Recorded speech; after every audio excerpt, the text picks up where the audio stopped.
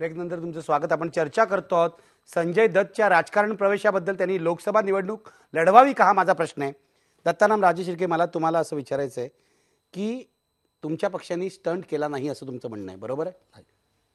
पत्रकार परिषद जी झाली त्याच्यामध्ये पत्रकारांनी संजय दत्तला विचारलं की अटल बिहारी वाजपेयी जर लखनौमधून लढले तर तू काय करणार. याचं उत्तर संजय दत्तला देता आलं नाही. अमरसिंगांना हस्तक्षेप करावा लागला. ते म्हणाले अटलजींविषयी त्याला आदर आहे वगैरे, ते लढले तर कदाचित लढणार नाही.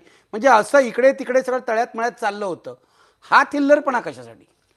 नाही, संजय दत्त आता म्हणजे एक तर तो तुमच्या पक्षात आला आणि म्हणतो वाजपेयींविरुद्ध लढणार नाही, हा काय प्रकार आहे? नाही, नंतर त्यांनी कबूल केलेला आहे आणि डिक्लेअर केलेला आहे की मी निवडणूक लढवणार म्हणून.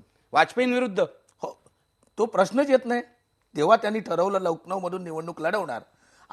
त्यावेळेला निश्चित त्यांनी उमेदवारी घेतलेली आहे ती. मी तुम्हाला अमरसिंग यांचं वक्तव्य टाइम्स ऑफ इंडियात छापून आलेलं दुसऱ्या दिवशी वाचून दाखवतो. ते म्हणतात, Atalji is an elderly and tall figure in Indian politics, so Sanjay is of the view that he would not contest. याचा अर्थ संजय या मताचा आहे की तो लढणार नाही. नाही, तसं असतं तर मग दुसऱ्या दिवशी त्यांनी ते कबूल केलं तुमच्याच नसतं. पक्षाच्या नेत्यांचे हो, बरोबर आहे. विधान आहे. मी सांगतो, हे टीव्हीवर स्वतः मी संजय दत्त बोलत असताना ऐकलेलं आहे की वाजपेयींच्या बद्दल मला आदर आहे आणि तर मी निवडणूक लढवणार नाही. आता वाजपेयींचं लखनौ मतदारसंघ आहे. वाजपेयींनी एक 5 वर्षापूर्वी सांगितलं होतं की मी 5-1 वर्षा पुढच्या वेळी मी नसेन, रिटायर होणार.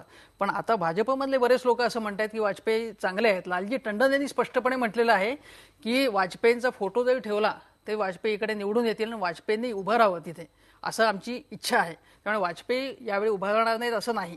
वाजपेयी जर उभं राहिले तर आपण उभं राहणार नाही कशासाठी? हे वाजपेयी म्हणजे भाजपचे नेते आहेत ते आणि भाजपशी सपाचं उभा दावा आहे उत्तर प्रदेशमध्ये. त्यामुळे अशा प्रकारचं काही धोरण आखणं किंवा असा विचार करणं हेच चुकीचं आहे. म्हणजे तो राजकीयदृष्ट्या अतिशय अप्रगल्भ आहे. त्याला त्याच्यातलं काहीही कळत नाही.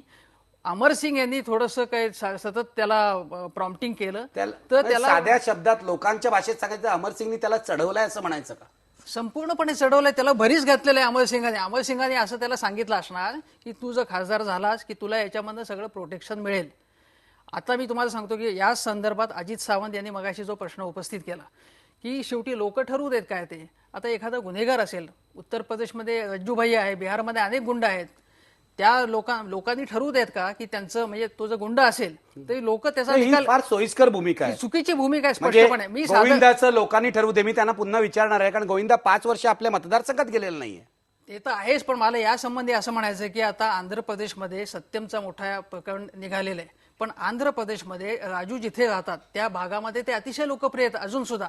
मग उद्या जर राजू निवडणुकीमध्ये उभे राहिले तर लोकांनी ठरवू दे असं म्हणायचं का? त्यांना तिकीट द्यायचं का? मग अशा पद्धतीने दाऊद इब्राहिम सुद्धा निवडून येऊ शकतो. मी जातोय देवेंद्र फडणवीस यांच्याकडे. देवेंद्र फडणवीस, तुम्ही ऐकताय चर्चा काय चालली आहे? खूप महत्वाचा मुद्दा आहे. अशा प्रकारे आपण राजकारणाच्या गुन्हेगारीकरणाला प्रोत्साहन देतो आहोत का?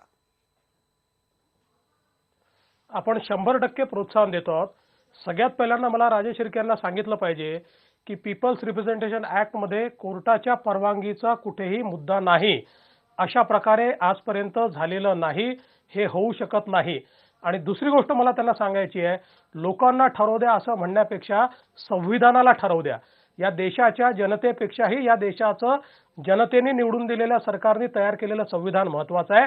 आणि या संविधानाच्या पुढे जाऊन जो व्यक्ती लढण्यास अपात्र आहे त्याला जे पक्ष तिकीट द्यायला निघालेला आहे त्या पक्षाची मान्यता ठेवायची की नाही, हा देखील विचार कुठेतरी केला पाहिजे. आणि खटला कुठला आहे? बॉम्बस्फोटाचा खटला आहे. त्यांच्या कन्व्हिक्शनवर स्टे आलेला नाही, म्हणजे आजही त्यांना कोर्ट आरोपी मानताय, ते बेलवर बाहेर आहेत. आणि अशा परिस्थितीमध्ये ही चर्चा करायची आणि काँग्रेस आणि समाजवादी पक्षांनी चढाओढ करायची, ही खरोखर दुर्दैवी गोष्ट आहे. मी स्पष्टपणे या ठिकाणी आपल्याला सांगतो की राजकारणाचं गुन्हेगारीकरणाचं यापेक्षा उत्तम उदाहरण यापुढे कुठेही आपल्याला पाहायला मिळणार नाही. हो, पण देवेंद्र असा आक्षेप घेतला जातोय की संजय दत्तनी सुद्धा असं पत्रकार परिषदेत सांगितलं की भाजपने नवज्योत सिंग सिद्धूच्या बाबतीत सुद्धा हेच केलं होतं. त्याबद्दल तुमचं काय म्हणणं आहे? अगदी 100% याच्यामधला मूलभूत फरक असा आहे की नवज्योत सिंग सिद्धू यांची सेंटेन्स स्टे झालेली नाही आहे, त्यांचं कन्व्हिक्शन स्टे झालेलं आहे. Supreme court has stayed his conviction. त्यांच्यावरचा आरोप हा त्या ठिकाणी सुप्रीम कोर्टाने स्टे केलेला आहे.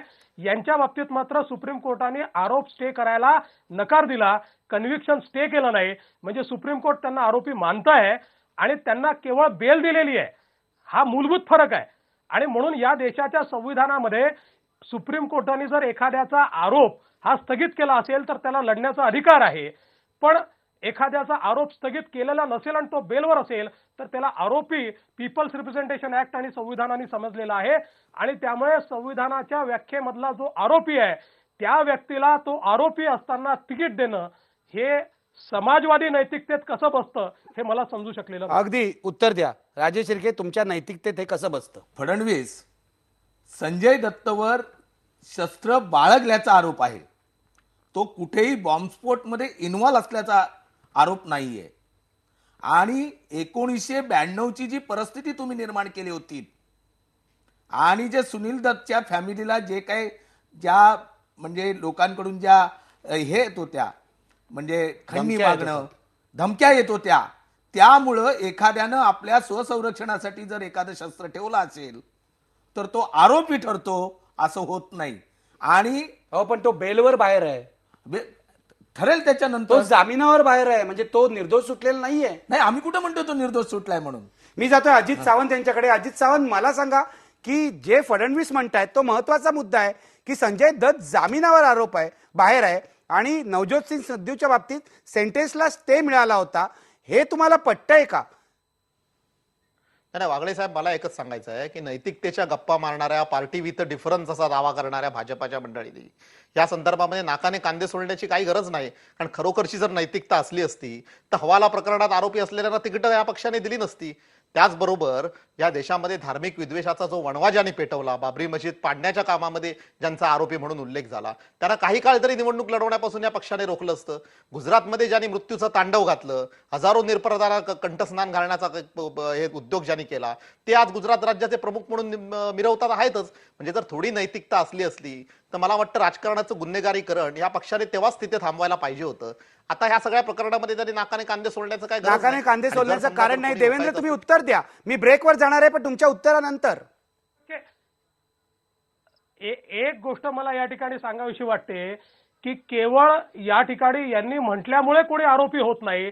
एकही असा आरोपी किंवा ज्याच्यावर आरोप सिद्ध झालाय आणि त्याला आम्ही तिकीट दिलं असं कुठे ऐकिवात नाही, असं कुठे इतिहास नाही. त्यामुळे यांनी केवळ काहीतरी आपले खोटे आरोप करायचे, आम्हाला जातीवादी म्हणायचं आणि त्याच्या आधारावर होत नाही. भारताचं संविधान सर्वश्रेष्ठ आहे. भारताच्या संविधानाने ज्यांना अडवलं त्यांना या ठिकाणी लढण्याचा अधिकार नाही. आमच्या कुठल्याही नेत्यांना भारताच्या संविधानाने अडवलेलं नाही. त्यामुळे नाकाने कांदे तुम्ही सोलता. तुम्हाला शरम वाटली पाहिजे. या देशातल्या नैतिकतेचं खच्चीकरण, नेहरूजींच्या काळांपासून जर घोटाळे काढले तर घोटाळ्यांची मालिका तुम्ही या ठिकाणी तयार केली. काय हवाला सांगता? हवाला केला कोणी? हवालामध्ये आरोपी कोण होते? तुमचेच लोक आरोपी होते. तुम्ही अजित आमचं नाव सावंत थेट घालण्याचा उत्तर देऊ प्रयत्न केला, शकता. तर मला तो मध्ये नाही पक्षाला घेतलं तरी यशस्वी चालेल. झाला. आणि लालकृष्ण अडवाणींना तुमच्याच गव्हर्नमेंटने क्लीन चिट दिली. आणि त्यामुळे उगीच विषयाला विषयांतर करायचं कारण नाही. विषय हा आहे की संजय दत्तने या ठिकाणी लढलं पाहिजे की नाही.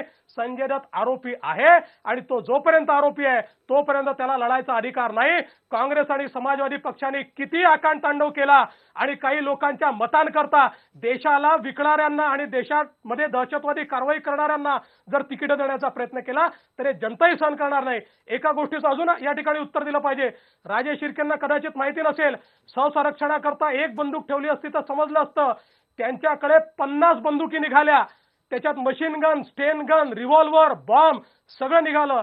आणि त्यांच्याकडे ज्यांनी या शस्त्र पोचवले त्या ड्रायव्हरला ताळाखाली तुम्ही आरोपी केलं आणि त्याला तुम्ही बॉम्बस्फोटाचा आरोपी बनवलं. त्यांच्याकडनं सामान उचलून ज्या बाईकडे ठेवलं त्या 60 वर्षाच्या बाईला देखील तुम्ही ताळाचा आरोपी बनवून तिला बॉम्बस्फोटामध्ये सामील ठेवलं. मग संजय दत्त यांच्याकडे 50 बंदुकी सापडल्यानंतर ते आरोपी नाहीये, त्यांनी स्वसंरक्षणाकरता ही बंदूक ठेवली असं म्हणणं हे कुठल्या नैतिकतेतलं आहे? आणि म्हणून या सगळ्या गप्पा बंद करा. हे फॅक्ट आहे की संजय दत्त यांनी या बॉम्बस्फोटामध्ये त्यांचा सहभाग आहे हे कोर्टाने मान्य केलेलं आहे. आता ते चुकून झालं असेल की काय झालं असेल ही वेगळी गोष्ट आहे. पण आरोपी हा चुकून असो की जाणून बुजून असो, आरोपी हा आरोपी असतो आणि संजय दत्त आरोपी आहेत.